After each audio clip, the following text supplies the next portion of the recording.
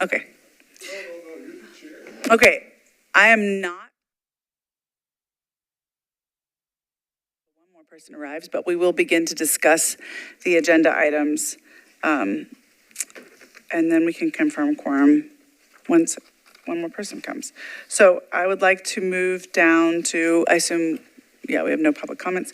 I would like to, we're not going to do minutes right now. If you want to do a financial update, just to tell us if there's been any conversation. Yes, you have the regular ledger sheet that we provide to you each month that shows our spending against the actual budget. But on the back of that is one of the slides from our budget presentation this year. I also want to thank you, Chair, and Commissioner Tran and Commissioner Holmes for coming to the council budget hearing. So as of now, there's discussion and negotiation around seeing what parts of this, if not all of this, could be included in the council's substitute budget. So, but I do want to express that it meant much that you all showed up and had something to say about the commission that you serve on, and I appreciate that. So that's where we are.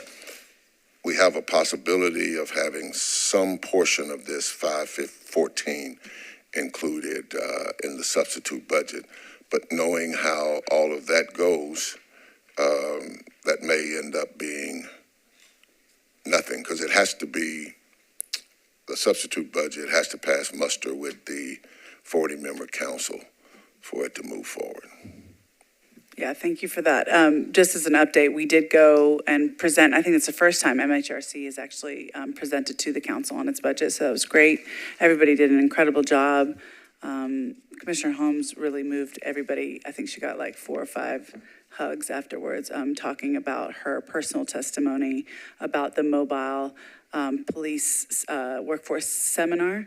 She shared just her life experience with her sons and sharing that with the police department and how that impacted their understanding and growth and learning. And so it was an incredible story. So I'm really grateful. And Commissioner Tran also really had some great input. I'm grateful for all that, especially Davey, you did a great job. Now, I will say that I did run into council members afterwards, and they did. And I felt this when we were speaking of like, should I have broken down? Oh, yes, there she is. Commissioner Holmes is here. I was just giving you big props. You must have heard. Come on in. I'm gonna call the meeting to order officially because we have quorum, and we can go back in a minute. But basically, I was talking about. No, we're still at 8. What? It's 8. Okay. Yeah, I think because of the total number, we're good. Just talking about presenting at the budget and your personal story and how powerful it was for the council members. And it also is a testament to coming to the other events that MHRC does. So you have those interactions because let there be light. Because she had gone to the Mobile Diversity Center workshop. So, but anyways, the point was that I did run into council members afterwards, and they were wondering about the chunks. Like, I went to the community budget discussion in Antioch, and Delisha Porterfield walked us very well through what the issues are with the budget, and it's extremely tight. I know budgets are always extreme, but this one looks really tight. They've taken out all the money for nonprofits this year. They're basically going to have to take something to give a raise more than COLA, and COLA is like 3.5%. So it's really, really tight, because so if they were to give us something, they were kind of wondering what amount they could give that would get you to a salary that would be respectable, that would, get some of these, as opposed to the whole amount. And I felt like I didn't do a great job of explaining that to them. You probably did. But do you feel like they have that information in your conversation since? Yes, we have. I have talked with Councilwoman Porterfield, And she has shared with me the tightness. I watched some of the budget hearings, but the minority caucus is supporting us in this regard, and several other individual council people. But having watched the budget process for the last 2 years closely and intently, it's still up in the air that during their negotiations, there are competing interests. And so the fact that they're going to start here makes me feel better that we might end up with something. And anything you all as individuals can do with council members that you know on behalf of this commission means a whole lot also. Yeah, now that I remember, the reason for the tightening, as she explained it, was that income is staying flat, but increases are going up, spending is going up because all of our remaining COVID funds and those relief funds are gone now, and we're gonna have to fill those holes, especially with education and whatnot. I was surprised that income is going flat. It's based on state and city projections of our income. They're thinking that, I know, I'm like, who trusts the state anyway? But it's basically they're thinking, I completely thought the same thing, but it's basically that they believe that the bubble's starting to pop on Nashville, and I've been hearing that for years. So we'll see what happens there. But so they're just tightening that belt significantly because there is a hole with those, what was that relief? That relief money is not going to come through anymore. So we've got to take care of education with that.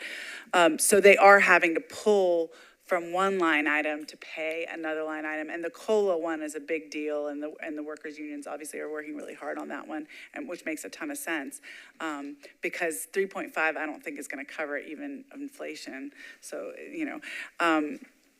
but anyways, Terry Vo, I think, was the one that was asking me, like, to get Davy to this level, if we can't give you the whole 500 or whatever, so I'm glad those conversations are happening. But yeah, it's pretty wild, the level of tightening that they're doing. But it was a great explanation, and I do trust that they are thinking about this very thoughtfully. It's just very, very tough. Okay, thank you for that. And then you guys were going to have some savings that you were going to use on some PR or messaging. Is that still happening? Yes, yes, we're trying to close the loop on that now. Okay, because it has to happen before July. Yes, yes. Okay. Oh, hello. And we're generally planning the 60th anniversary of MHRC for February. And so we've met with the Music City Center. We had a great meeting with Mr. Starks, who's always been helpful. And that's underway. Okay, awesome. Then I'm going to pop up and just ask us to review and approve the minutes now that we have quorum. Welcome, Commissioner Buggs. Good to see you. Okay. If anyone has no problems with this, usually it's Mr. Ben Tran that makes sure our T's are crossed and our I's are dotted. I have one slide. Okay, great. Great.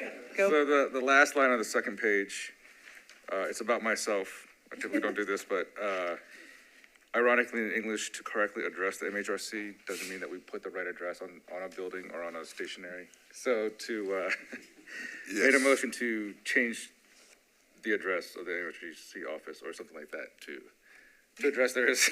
You don't want us to be like the Royal MHRC or something like that? Right. Okay.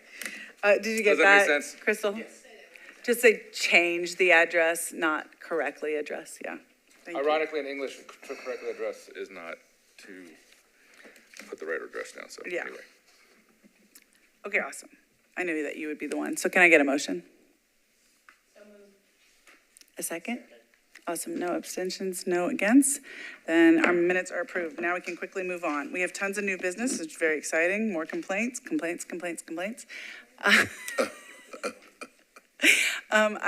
So I'd love an update, and then I'd love to hear your explanation of the latest one. Okay, well, we've not received an official complaint to us per se, but just an update on the arts. 2 weeks ago, we had the first conciliation meeting, And everybody was represented there, and we signed a real strict confidentiality agreement that we agreed not to discuss as things go along.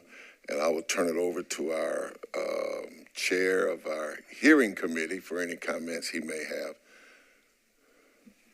Well, no comments on the conciliation meeting, except that it did occur, and I think we are moving in the right direction. But despite moving in the right direction, as a hearing committee, our last committee meeting, we did set a date for the public hearing, which we set for July 17th. And we are also meeting this Thursday to finalize the witness list and plan to send notices out for witnesses to appear. And did at least make clear during the conciliation meeting that we had set a hearing date, intended to finalize a witness list, and intend to send notices out, but understanding that all parties, including, I think, from the hearing committee's perspective, feel that this would be best resolved through the conciliation process. Amazing. Thank you. The witness list, sorry, did you say they have been informed or you're going to inform them? We are developing the witness the list, list. so Okay. we're going to finalize that Okay. this Thursday. Okay. Okay, so then we can only ask you questions about public information. All the grantees have not received their money, is that correct? Or is that private information? It's not private information, but I don't have numbers I could give you right now. There have been various times that it's been updated. I know council members have requested some numbers that they've updated me about at the Arts Commission Grant Committee meeting that was about 4 days ago. They shared some updates, and so I think, there's a population of people that they're trying to reach. I think about roughly 2/3 of the total list is somewhere in the sent letters in, waiting for payment to come through and payment received sort of pipeline there. And I know that there's a number of people that they're still working to get in contact with. Thank you. All right. Thank you for that update on the hearing. I did not know that, so that's exciting. Can we hear, I know this MNPD complaint is not with us, but I'd love to just discuss it briefly. No, it's not with us, but MHRC was one of the early proponents of a COB. MHRC, under the former director, actually helped stand up the COB. This body here has spoken many times about concerns about police transparency and accountability. So we have the entire report. We're going over it. We are watching it. I can say that I was encouraged by the change of plans of bringing in someone from the outside to do the review. And so I don't know how long that's going to take because it's 61 pages, and some of them are very disturbing, and for various reasons, particularly the concerted effort that is alleged to have occurred amongst command staff to help the state legislature in drafting of legislation. So yes, we are watching it. We are talking with our partners. I've spoken with Director Pritchard and Chair Haddock on more than one occasion.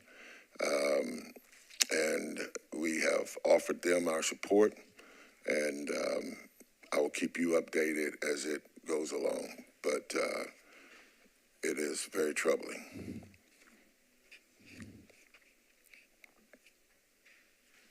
I mean, if there's one thing I'll say, I feel like Metro has opened up to bringing in outside support and maybe unbiased support on a lot of different things for the first time, probably with our nudging.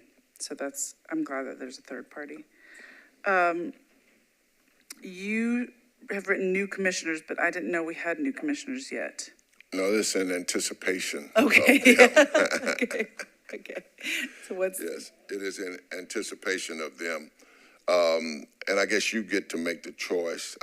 We're looking at the orientation process, and we've offered up the idea of having a lunch outside of a commission meeting to do the orientation. We would still have to publicly notice it for all of them to be together, or the extension of, say, the August meeting to do the orientation after our regular meeting. it's really hard to keep people here after 5:30. I would be proponent of a second meeting, but I don't know what everybody else feels. So I'll be one of the people being oriented. Okay. And I support the second meeting. I don't think this would just be too much, Yeah, too long. yeah. So, And your brain, we won't be Yeah. fresh to be like, let's talk about how great MHRC is. So we're proposing then Tuesday, August 6th, Thursday, August 8th, Tuesday, August 13th, Hold on. Tuesday, August 6th, Thursday, August 8th, Tuesday, August 13th, Thursday, August 15th, at either 11 to 1 or 12 to 2 in the office, to where it's a bit more laid back and we can answer questions. And These are all Tuesdays and Thursdays? Mhm. Okay. And they're 10 to 11, is that what you said? 10 to 11, or we can do it 12 to 2. 11 to 1. 10, I'm sorry, 11 to 1, or we can move it to 12 to 2. Tuesdays and Thursdays in August. Okay. And any of the existing commissioners could also come. Because at least what we found out over time, there's some information that we plan to share with the new commission orientation that maybe wasn't explained to some of the other commissioners when they came on. So who do you need to be present? Just All of- staff and the new people? Or- Yes, all of the new commissioners Okay. and any of the commissioners who would like to come. So if Commissioner Teague is considered new, who else is considered new? We'll have the new ones. So on this, but on this current, it's just him? Yes, on Okay, this okay, current okay, one, it's okay. just him. Okay, got it. Okay, But it would be 7 in total. okay. Great. So I would ask if you all would pick one of those dates. And come. Well, or at least set the date, so you don't have to come, but the new commissioners will set Okay, it so for them to I'm come. fine with any of those Tuesdays, Thursdays, but 12 to 2 is preferred for me, if we're putting preferences. For your school year? That early? Okay. I guess it doesn't matter. Yeah, It it'll, does matter if we have no childcare. well, So we actually want to. it'll be by then. I think school starts like the 5th, right? School starts, but half day is the 6th, and then full day will be the 7th, so the 8th. So not that Tuesday, yeah, so maybe the Thursday, the 8th, or the next week, Tuesday, Thursday. 8th, 13th, or 15th is better for us, Okay, so, 12 to 2. all right, so we'll take that and we'll work with those Thank you. dates and we'll figure something out and we'll make it noticed. All right. Okay, great. Yeah, I mean, I was oriented, I don't know, 4 years ago, so I'm really curious how it's changed. There's so much to say about what we do now. Okay, community covenant, On June 18th at 5:30 outside the council chamber, we had spoke a few months ago about the county's constitutional officers will be signing a community covenant similar to the one that the council signed in November. June 18th, which is a council meeting night, and possibly the night that they will approve the budget. That's 10 of the constitutional officers, which would be the registrar of deeds, criminal court clerk, juvenile court clerk, circuit court clerk, county clerk, all of those officers, the sheriff, all those officers. So we have finally got around and got everybody together to sign it. And we'd like for some of you, if you're able to come. We think it's significant. Yeah, we know it's just a resolution, that it's non-binding, but I also think it was significant even that the council would reaffirm these issues, and to have the county electeds to also reaffirm these issues around the inequities that exist within the system and within our city, and their commitment to work toward policies to mitigate those. I think with the council doing that was huge, and I think with these electeds doing it is huge. And to my knowledge, it'd be the first joint thing that I'm aware of that they've done together. So we worked with Brenda Wynn and the county clerk and Lionel Matthews, the juvenile court clerk, to not only draft the document, but to get everybody signed on to it.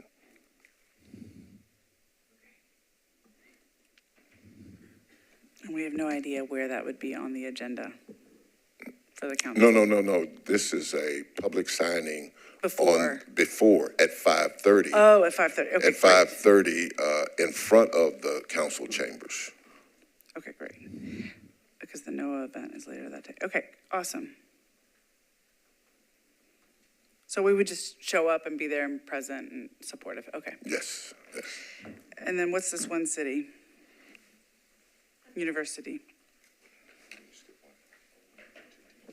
Hello, Commissioners. It's nice to see you. So I'm just going to, so Juneteenth, I just wanted to put you on your calendars.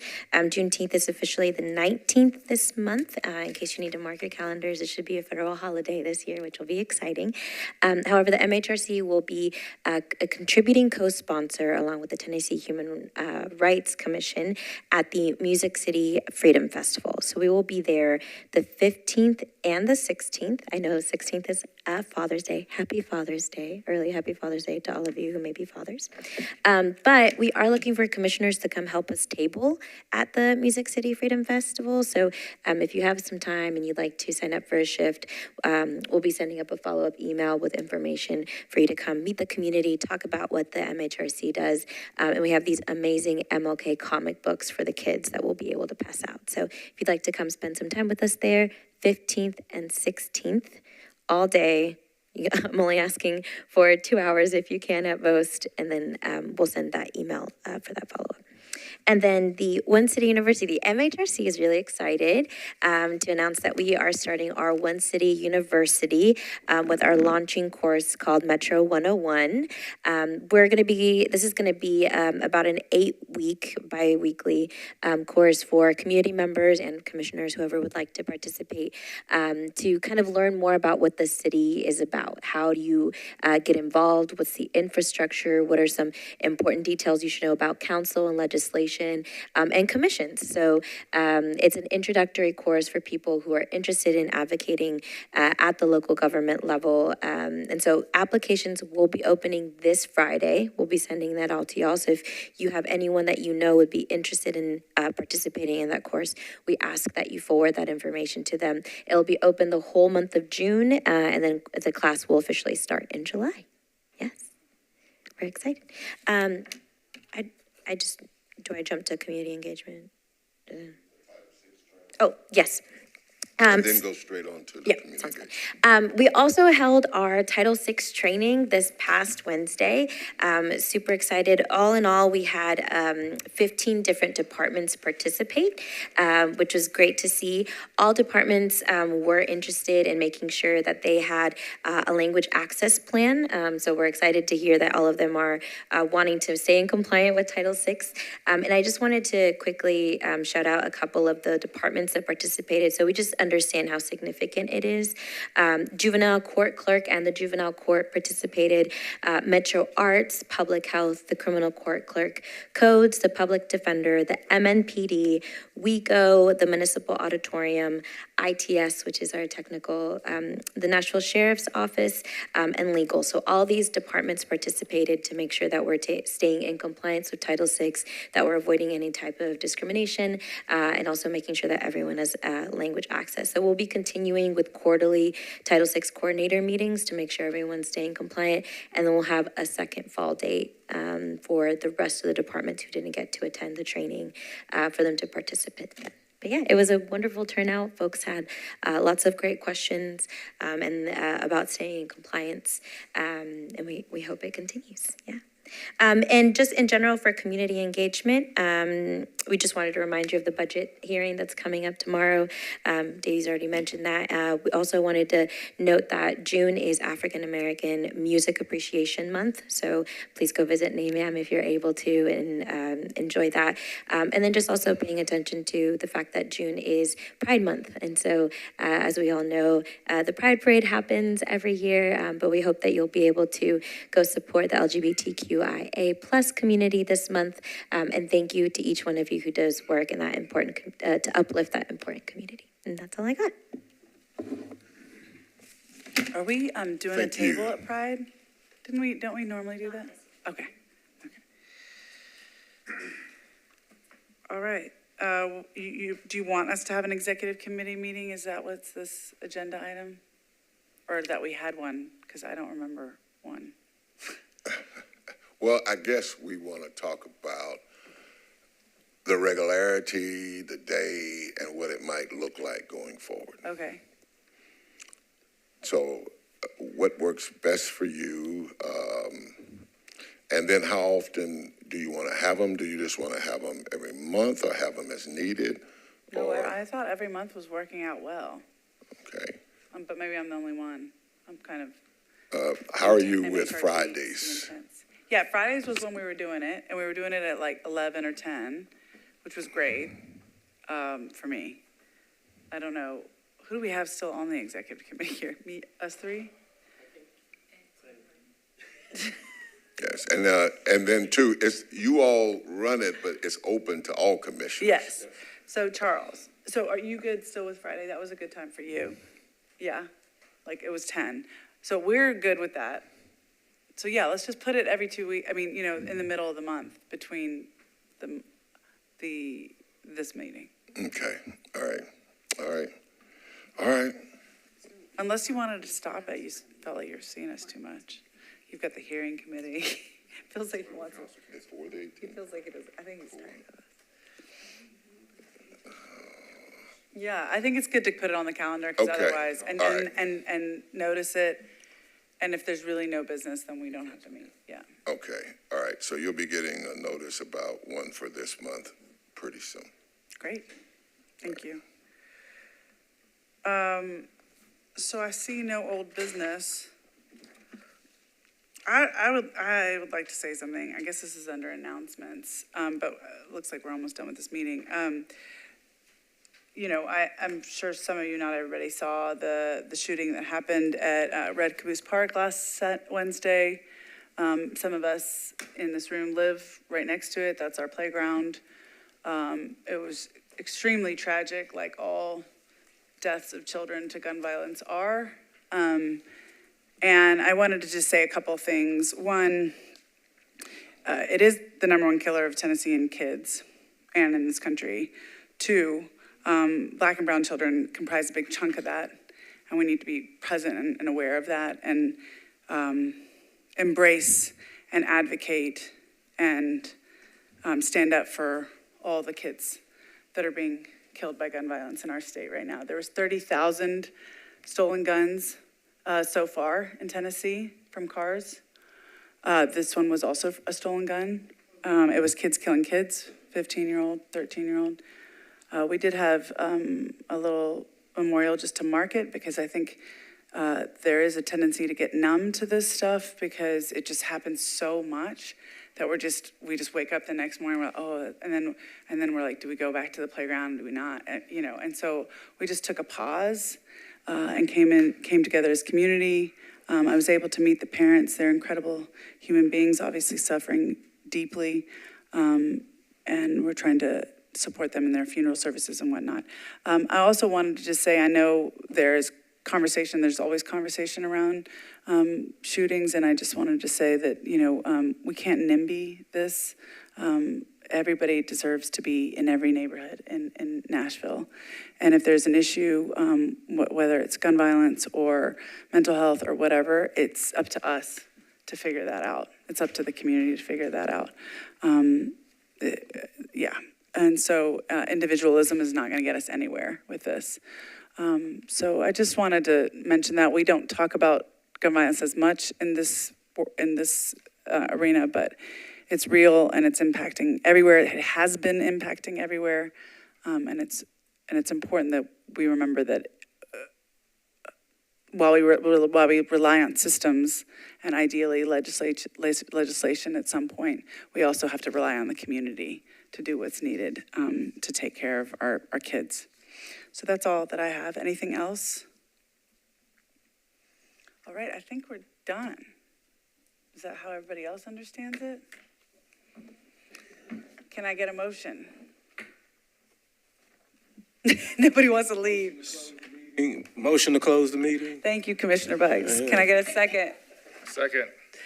All right, no abstentions, no against. The meeting is adjourned. You can have your friendly time now.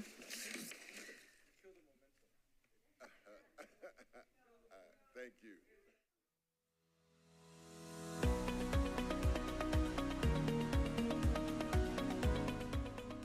This has been a service of the Metro Nashville Network.